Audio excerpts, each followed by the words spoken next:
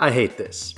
This is the first time in a very long time that the Rockets have even been part of the lottery, but the stakes are incredibly high. If the Rockets don't get a top 4 pick, then Oklahoma City has the right to swap their pick with Houston's. It's a pick they got from Miami, which would turn the number 5 pick into the number 18 pick. And forgive me if I don't believe that Sam Presti's gonna be like, oh, they've had a tough year, they can keep it. But if you're the worst team in the league, the odds should be pretty high that you get a top 4 pick, no? No. A 52% chance is what you've got, and while that's technically favorable, Mario Party has taught me that anything less than 90% means you're screwed.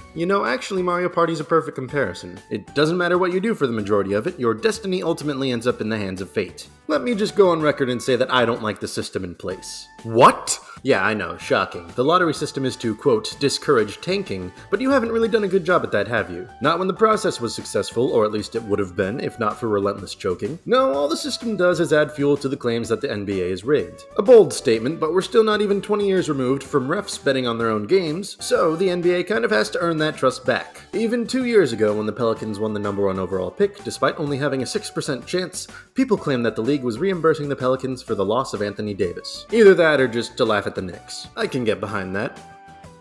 Just realized there's a massive hole in my pants. 1 second.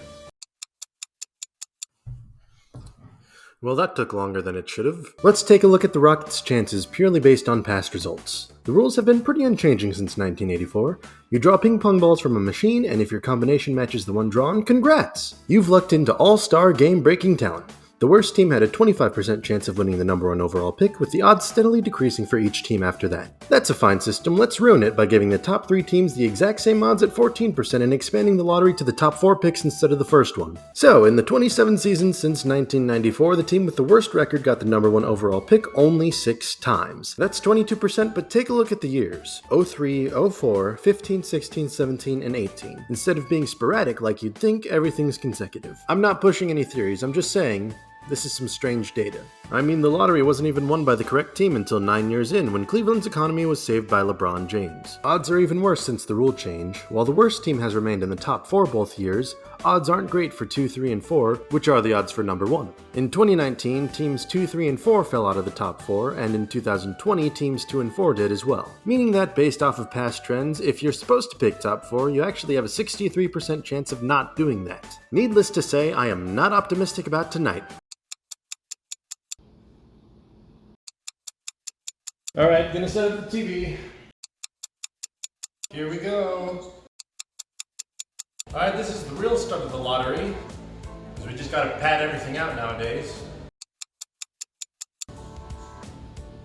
Oh!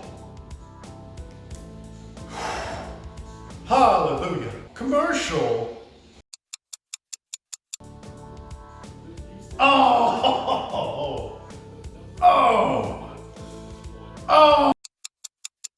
Okay, yeah, I'm sorry. I know it would have been a lot funnier if the Rockets lost their pick, but fate has smiled upon Houston today! Apart from the weather, Christian Wood, KPJ, Evan Mobley, that's your big 3. That's how you return to the playoffs. The lottery system might be complete garbage, but the Rockets no longer are.